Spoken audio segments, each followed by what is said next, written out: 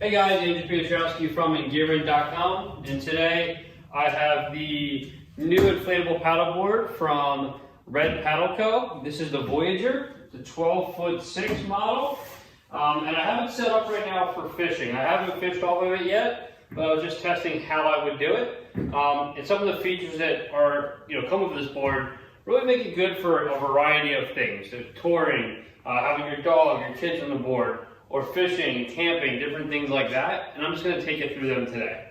So I'll take some of this gear off and flip the board over and go through it, but right here with the gear on, just go a couple features. So the board comes with these 3 straps. These are adjustable, so all you have to do is easily pull this and you can tighten them. That's super helpful if you're stowing, whether it's fishing gear or some of these bigger dry bags on a camping trip. It really helps get that stuff really tight. Because as waves are coming over the front, you don't want that obviously to blow off there. So today I just have this Yeti bucket on here, and I just have a couple carabiners, and I pulled these these straps really tight, just to keep this secure on here. Really an awesome setup, and I'll kind of just go through. So these just come off here,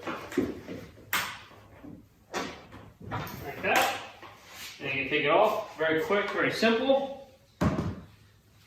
And like I said, these things can be tightened just by pulling on them, and it's really awesome. And then you just can release them by pulling the opposite direction. Back here, it doesn't come with any bungees or straps back here, but it has a total of 6, 7 tie-down points, these little D-rings. So I just have my cooler back on here with a carabiner and just some old bungee rope from a kayak. So I'll take that off here. Take it up close to show you guys all the different features here.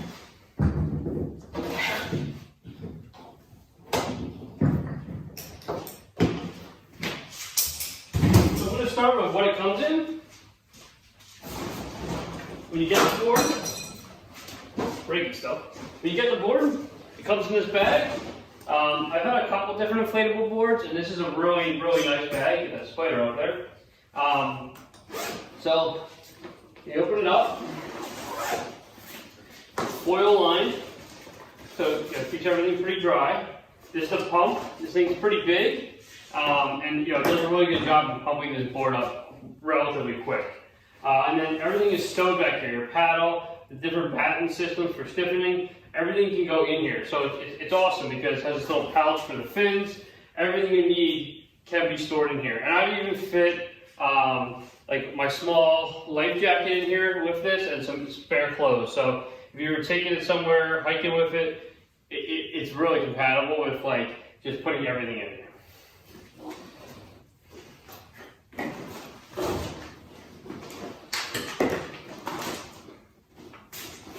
So one of the features I really like of this bag is the cup. Back here, the straps can be folded in, and it has these wheels. So it makes it really easy to just pull the board along and not have straps hanging all over. It also will probably make it really easy to fly with.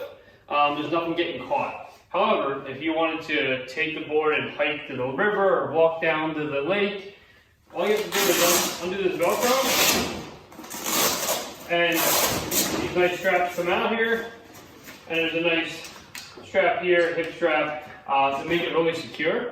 I even rode my bike with everything stowed on here a couple miles to a part of the Chesapeake Bay to paddle on, and it wasn't awful riding with it. Even though it's heavy, I think everything in there, the board itself weighs 24 pounds inflated, but with all the gear, probably closer to 40.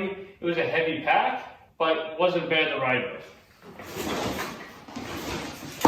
So the next thing I want to talk about is the paddle. So when you get these inflatable paddleboard kits, a lot of times they come with a paddle blade that is really more, probably more for surfing. The blade itself is really wide. Red, however, gives you a smaller one, which is really good because it really allows for touring. When you're going touring longer distances, you want that smaller blade. And here I'll show you it compared to another inflatable company. Just the difference in the blade. It's a much smaller blade. and it just puts a lot less strain on your shoulders and your back as you're paddling with it. This thing comes with the 3 pieces. It's super light and feels really, really sturdy. All right, so getting onto the board. So up top here on the board, I don't know if you can see it on the video, but there's this really nice soft area for your feet. And it's really cool, like just all the little details Red put into this. Like if you look in here, it actually says Red stamped on all the floor matting here. Just really cool detail.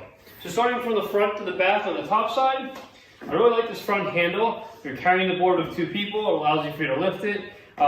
For me, I really like it because I can hook my small fishing anchor to it. Instead of the anchor in, I can hook it right under here.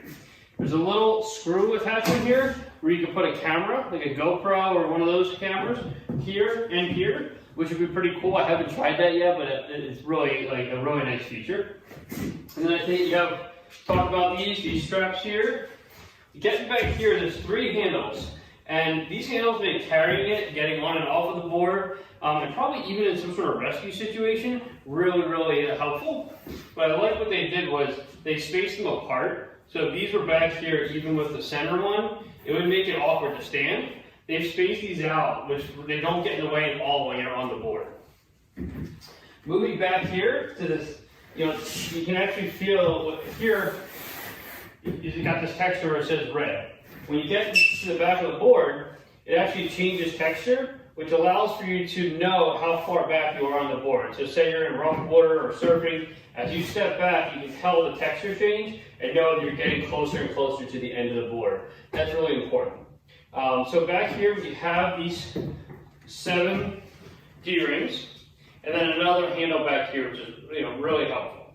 So the board itself, I've had it out, I don't know, maybe 10 times now, a couple hours to just a few minutes, and it's really stable, excuse me, and really, really, really stable. I mean, like, I've done push-ups, yoga on it, and it keeps afloat, doesn't rock too much. It's also really, really quick for an inflatable.